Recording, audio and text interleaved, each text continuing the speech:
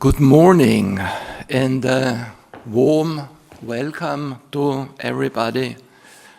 We are at the beginning of a very special day for me personally, and I hope for everyone who attends these meetings. We start with a symposium on action theory and the future of sociology this morning, and in the afternoon at 5 o'clock we have an official farewell ceremony. You are all cordially invited.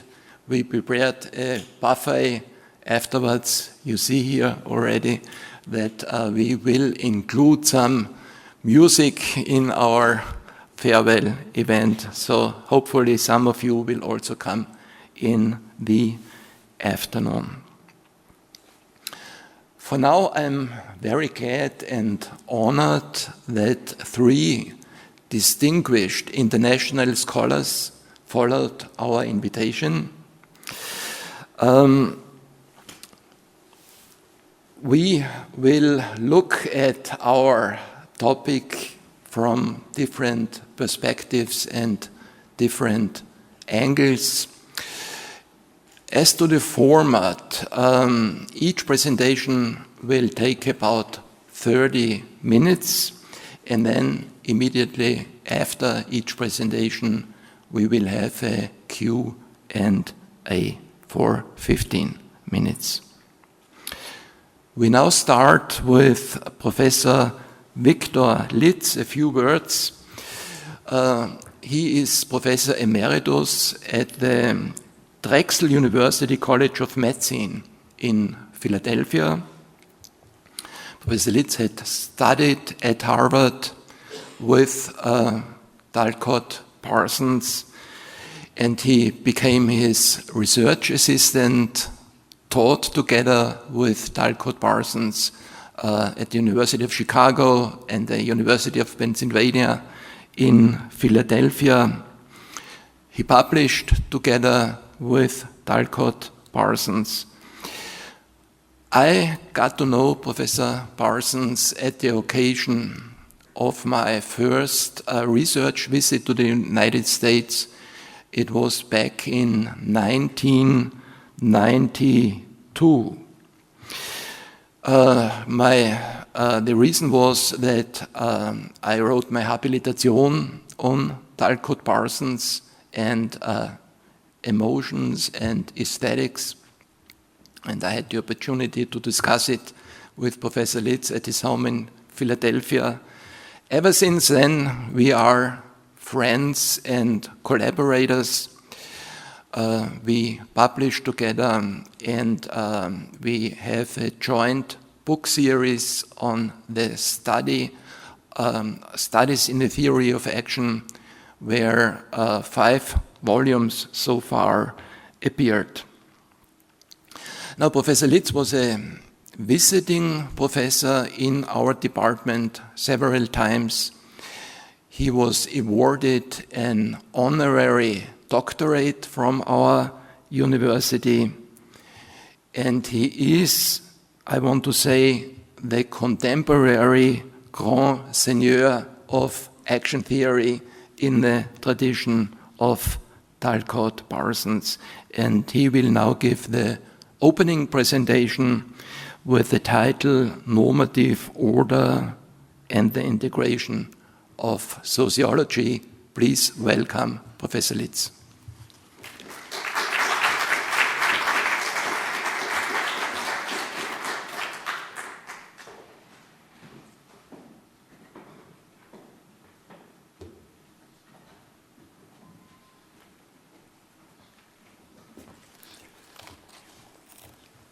Thank you, Helmut, for that generous introduction. Not sure I recognize myself in all those comments, but it was a pleasure to hear them. In the contemporary understanding of the theory of action developed by Talcott Parsons and colleagues, functionalism is generally viewed as its conceptual core. The theory of action in the form adopted in the latter part of Parsons' career is often understood to rest on the four-function paradigm and the formalisms that accompanied it, such as the model of four functionally defined subsystems of society and the double interchanges between pairs of the four subsystems. As important as I believe four-function theory to be, I want to underscore another basic component of the theory of action, namely its emphasis on normative order. Parsons noted the importance of normative order in some of his earliest essays. The treatment of normative order is essential to the understanding of social relationships and institutions. Stabilizing social relationships was then articulated in more general terms as a basic theoretical principle in The Structure of Social Action, his major work of 1937. In emphasizing the conceptual theoretical convergence, as Parsons called it, among the works principally of Max Weber and Emil Durkheim, but also Vilfredo Pareto and Alfred Marshall, Parsons argued that they had each maintained, although in the context of different theoretical frameworks, that social relationships gain stability through normative regulation. He then placed normative orders at the center of social life, the core phenomena that sociological research must examine for any study to penetrate to the heart of social relationships. In later years, his discussion of precursors focused on Durkheim and Weber because they were the two figures of the prior generation who made this point most comprehensively and effectively. All of Durkheim's major works emphasized the reality that he later termed the collective conscience. The works that Parsons viewed as most important among Weber's addressed religious ethics and the ways in which they shaped the laws, institutions, and patterns of social relationships of entire civilizations. When Parsons adopted the term voluntarism as an essential qualifier to his developing theory of action, it implied that adhering or failing to adhere to normative standards of conduct was an essential characteristic of human action. Parsons did not mean to affirm that human action is characterized by free will in a religious or philosophical sense, as some interpreters have argued. But he was emphasizing that following rules or breaking them, a voluntary decision or set of decisions, is basic to human conduct. In this respect, Parsons broke decisively with deterministic theories of human behavior, such as the operant conditioning of behaviorism of B.F. Skinner, later adopted as a basis of George Holman's sociology.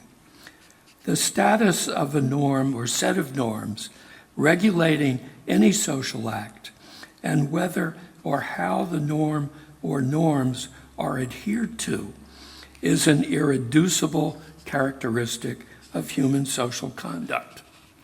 The voluntaristic nature of norm-regulated conduct is clear in the simple fact that norms regulating a sphere of conduct are sometimes violated. Actors do have voluntaristic choice about whether to conform to norms or violate them.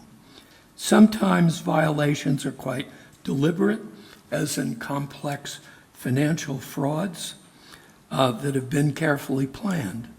But there are also phenomena of mistakes, of errors in attempting to follow norms, at times errors in trying to violate norms that yield conduct in violation or perhaps ambiguous in its status of conforming or violating.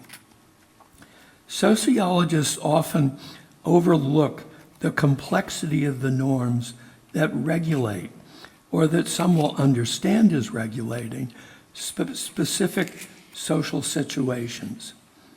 Lawyers often go to court with two sides putting forward rather different understanding of what norms or laws apply to a complex situation, such as the status of investments in a corporation that is bankrupt, yet seems to have enriched a principal owner.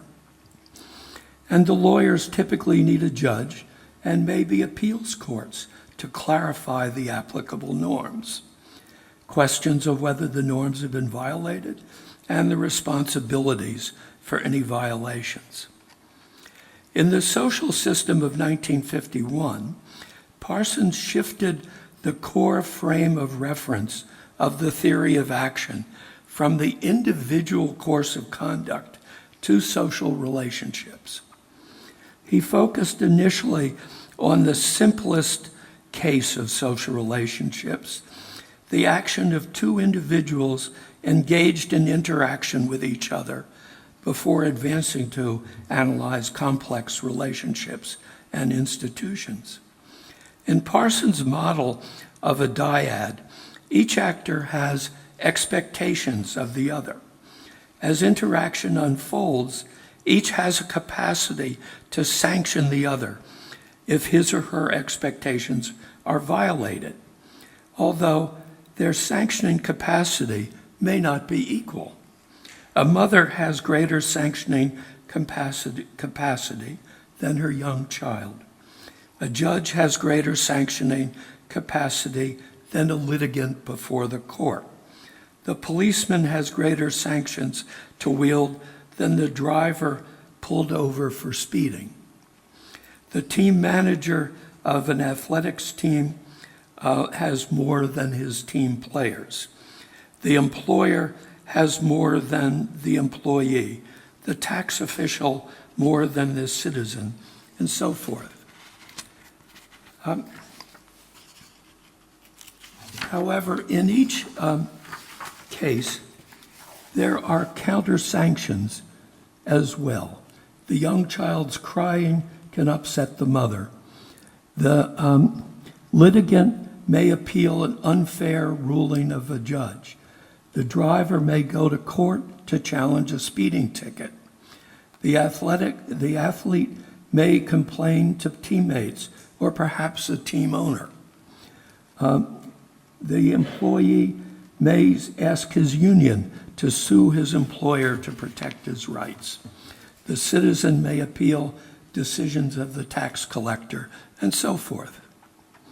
In general, the invoking of sanctions is based on the conduct of the actor that violates expectations of the other actor that are justified by applicable norms. The norms stabilize the relationships, as in general, they pattern the expectations that the actors hold for one another in their relationships, and provide justification for challenges to conduct violating expectations. However, when the applicable norms are not clear to the respective parties and cannot be clarified through interpretations of norms and exchanges of expectations and actions, instability results. Such issues of normative disagreement often lead to appeals to higher authorities, to school teachers over playground disagreements, to local police over traffic accidents, to bosses when employees disagree about responsibilities for particular processes, to faculty chairs or deans when faculty members disagree over teaching responsibilities, and to courts when buyers and sellers of property, perhaps a house or field or automobile disagree over the laws pertinent to their transaction. Parsons discussed the doctor-patient relationship to show both the expectations held by each party differ and that they are patterned by quite definite underlying norms. Doctor and patient share an interest and expectations of sustaining or improving the patient's health. But the patient expects the doctor to use technical competence in doing so, while the doctor expects the patient to report symptoms as clearly and thoroughly as the patient can, and to adhere to prescribed treatment regimens. I have 3 physicians whom I see regularly, twice per year for each, and additional physicians I have seen when needing specialized treatment, such as surgeries. The physicians each take note of what the others have prescribed, review the notes from my visits with them, seek to understand why each of them has prescribed specific medications, and ask me whether I am following the various prescribed regimens.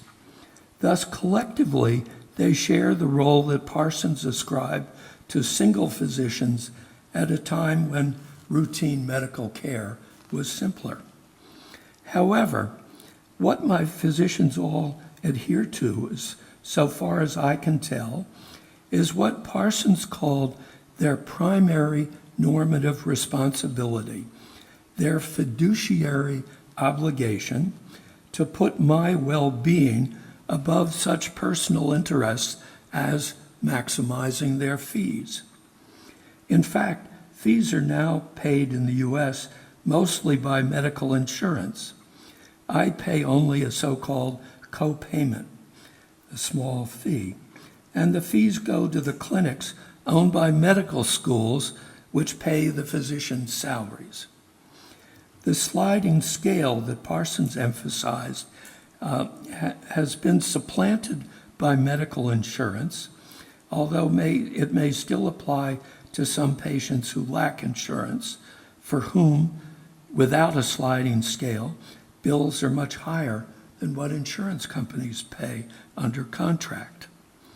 Thus, a basic normative standard of medical practice, the fiduciary obligation to patients, is observed throughout my medical visits and treatments.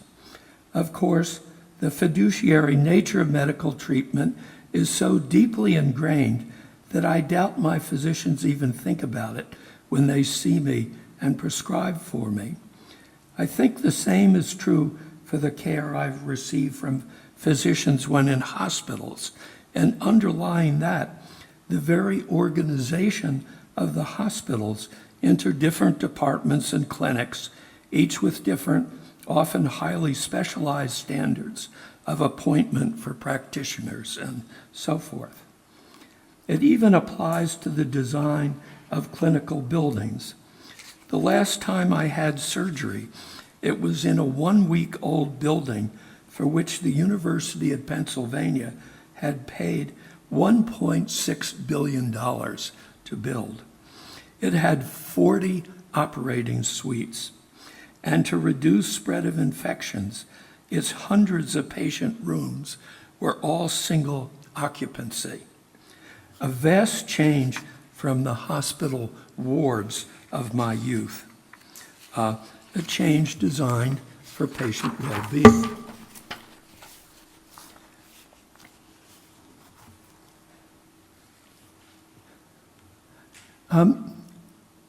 Well, let me skip some part.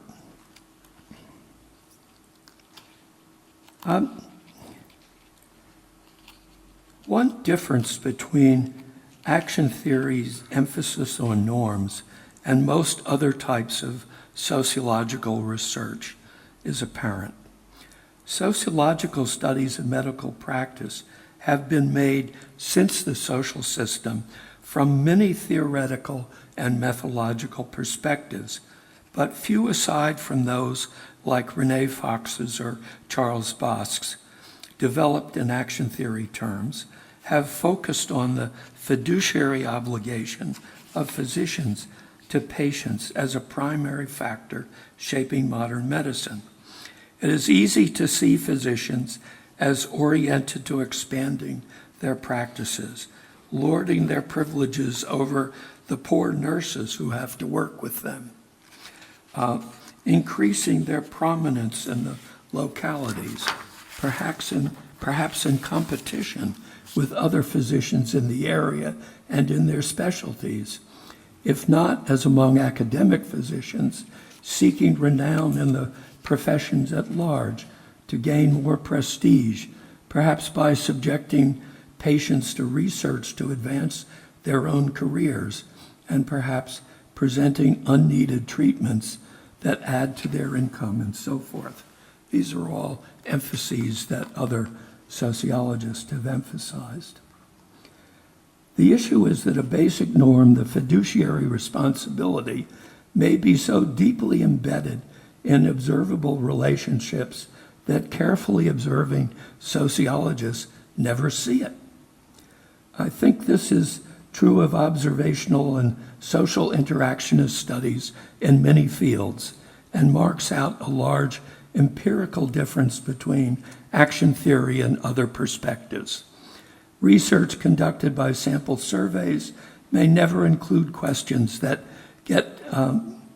would get answers relative to the fiduciary responsibility, in part, I assume, because the matter would seem so basic that it would not produce the kinds of different answers from different responders that are essential to quantitative research. In Parsons' work from the mid-50s, where the focus was on macrosocial application of the four-function paradigm, a primary concern was to elucidate the differences among the normative complexes of the four principal subsystems of a society: money and markets, the laws of property and contract in the economy, the regulation of authorities of offices and political power in the polity, the norms of social rankings and status and relations of solidarity in the societal community, and the institutions of academic life, the arts, and religious denominations in the pattern maintenance system.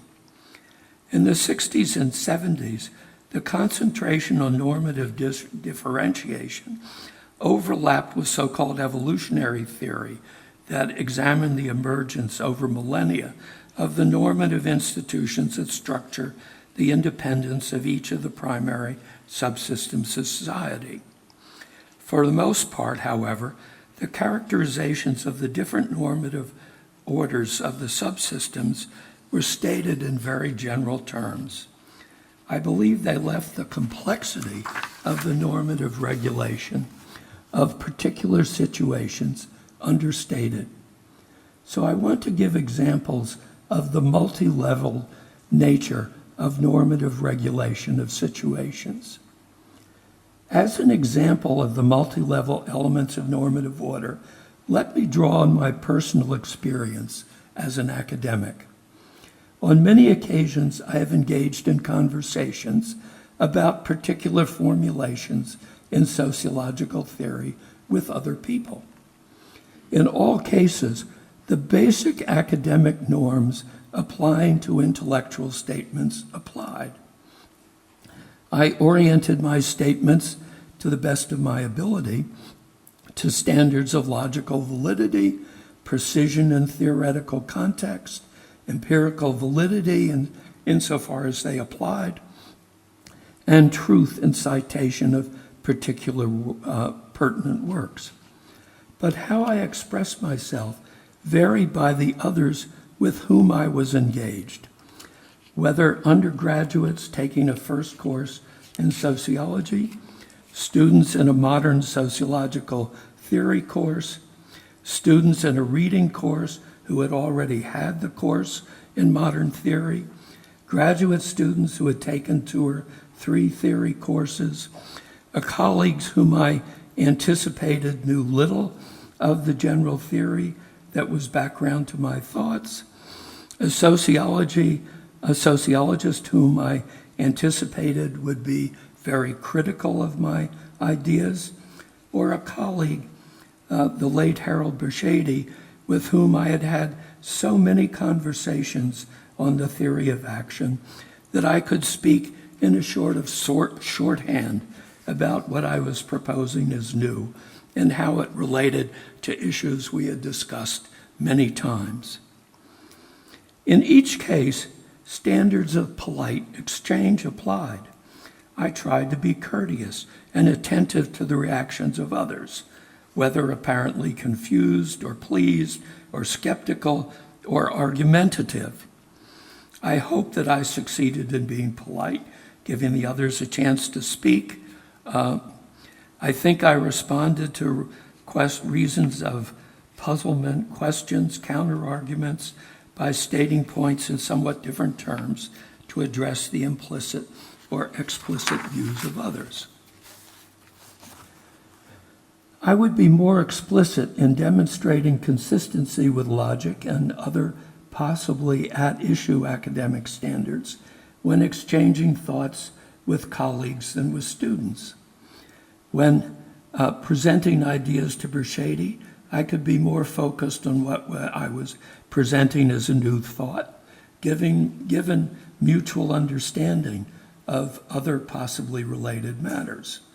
With Bershady, I could also be informal on matters of politeness and could often reference past conversations in a joking way. And if I did not insert such jokes, he would.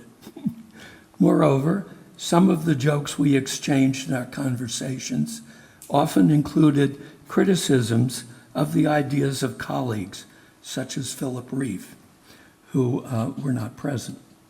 They were often casual remarks or asides based on our shared judgments of the colleagues. But in direct exchanges with colleagues, we would not explain our own views in casual ways. In the discussions, I think several levels of norms were applying. First, the standards of academic integrity. Second, the norms relating to different role relationships, as between teacher and student, colleague and colleague, or with a colleague who is also a close friend. 3, the standards of politeness and interpersonal exchanges. 4, university rules of conduct. We had to accord with the rules that were expected of us as part of our university positions. And deeper still, there's a 5th, the laws against personal assault and such. We don't assault students and colleagues, even when we profoundly disagree over ideas. There is the famous story of Max Weber rushing away from a table at the Landmann's coffee house in Vienna in response to Joseph A. Schumpeter's speaking of the Russian Revolution as an interesting social experiment. But even Weber, at his most contemptuous, did not hit Schumpeter. To some degree, the levels of norms are interacting, and with applicable criminal law, so deeply implicit that we don't even think about it.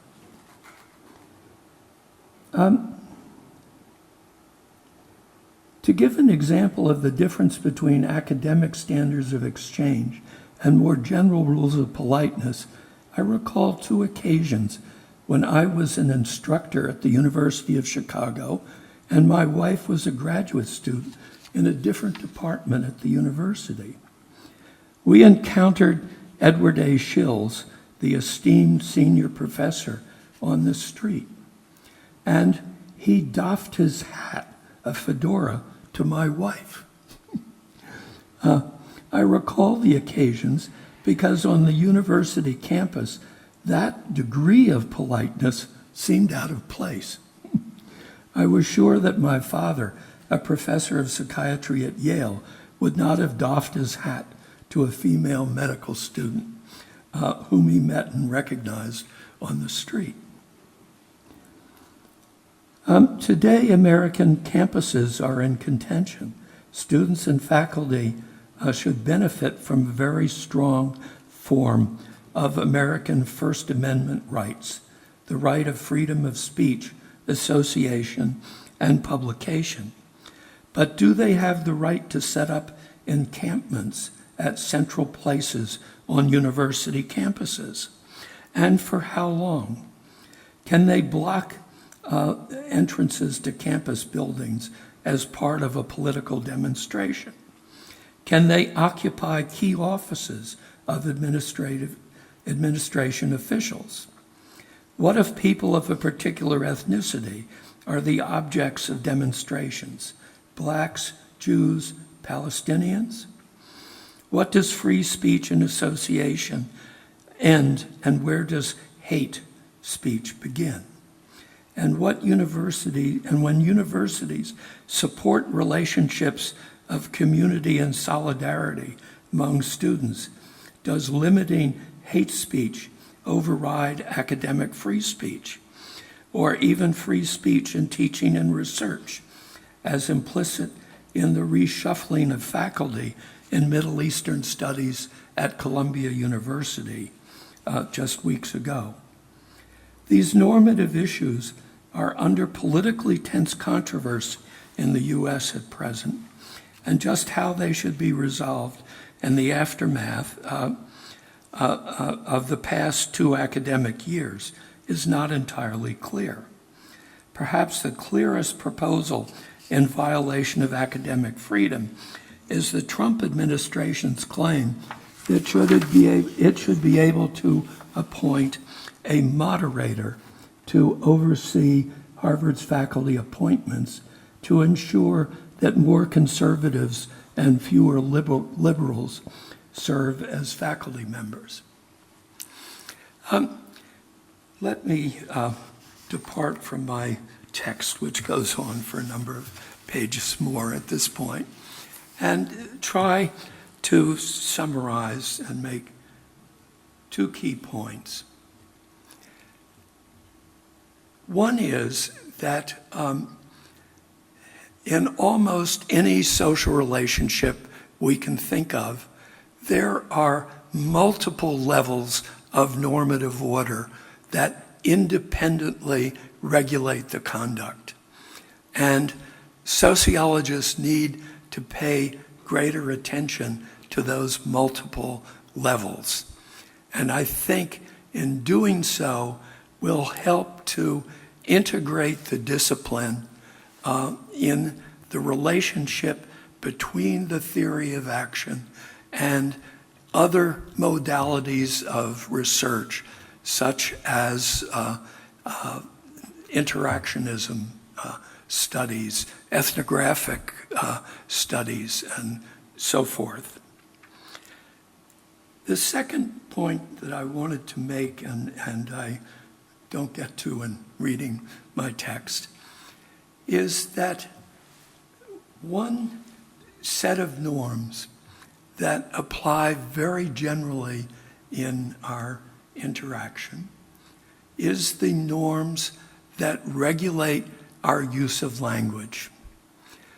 Noam Chomsky's so-called transformational grammars showed that with a finite set of rules that are used over and over, we are able to create and we are able to understand other people's creation of an infinite number of expressions insofar as they follow the rules of a transformational grammar. I've just spoken a rather complex sentence if one tries to analyze it grammatically. But in general, people who know English can follow what I said because they have deeply internalized the set of norms that are transformational grammars of English. Now, what I want to suggest, and it's a task to be worked out in the future, is that other levels of norms are also transformational and generative in the sense of allowing for the creation of stabilized, coordinated interaction with other people that is creative, that we create as we interact, that is not just one form after another of something that is a pre-given model of interaction. So, but I hope we can all work to understand is the creativity of the action because of the transformational nature of the normative regulation of our conduct, that creativity that we engage in routinely every day as we lead our social lives.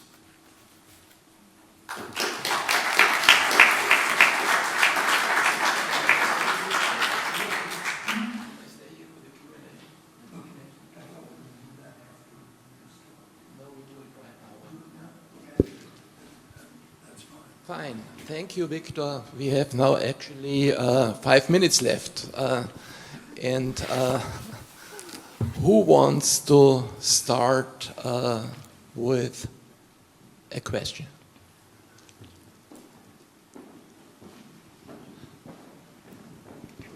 Yes, thank you very much, Professor Lidz, for this insightful talk. I learned a lot about complexity of norms.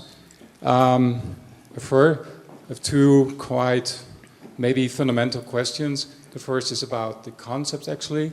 You talked about different levels of norms. Yes. And when you talked about the several doctors that you visited, yes, isn't these the individual values of the doctors? So what about the role of individual expectations deviating from higher level norms? Should be, I mean, sociology hasn't accounted for individual values before, so I wonder how you view this, individual values. So the second thing is also a complex thing, is you didn't talk about the changes in norms. Yes. Maybe from a Parsonian perspective or from your own perspective, how norms change and how new norms arise. Because this is still a puzzle, I think, in the theory. Thank you. In my written text, I talked about a visit I had with a physician who seemed to me to make a very superficial diagnosis of my problem, pain I have in my arms. He asked a couple of questions. He asked fewer questions than my regular primary care physician had. And he then told me that he thought the problem was in my head and that I had to see a neurologist that he would make an appointment for me with before he would agree to operate and so on. I felt that he felt short of his obligations to make a detailed diagnosis, to explain it to me, to explain what he meant in my head. I mean, as an action theorist, I thought in my head means I had some psychological condition. It turns out from a later physician I saw about the same problem, who asked many questions, made a very detailed diagnosis, explained it, and so on, that he thinks the problem is a pinched nerve lower in my back. and I guess the nerves go through my head to my arms. So, the contingency of his obligations to me, of that first physician's obligations to me, I thought he fell short. And I did not make the appointment with the neurologist, though I did make the appointment with the neurologist that the second physician recommended, probably for the same thing. But because he had explained himself well and clearly to me. So I do think that these matters are contingent in everyday interaction. Most of my physicians, when I see them, they greet me by name. They ask me how I'm feeling. Do I have any new symptoms I have to report to them, and things of that sort. So there is an element of polite exchange that rests over the medical practice that is involved on the part of the physicians. Now, on the question of normative change, I mean, that enters into a very complex area that I wasn't trying to take up in this talk, but it gets to areas of broader change in a culture over time. Parsons, in his writings on American society, emphasized the large changes that occurred in the 19th century with the development of industrial economies in the United States. There was an underlying version of what, following Max Weber, he thought of as the Protestant ethic. But applying it to not just the entrepreneurship of a small shop owner or a craftsman, but to a large industrial complex employing hundreds, maybe thousands of people, having operations at several different places across the country and so on, involve a whole new set of institutions. And it involved, importantly, changes in American law. Parsons cited a couple of professors of law who had written about changes in American economic law in the course of the 19th century. And they were complicated changes. But we don't assume the long-term stability of norms.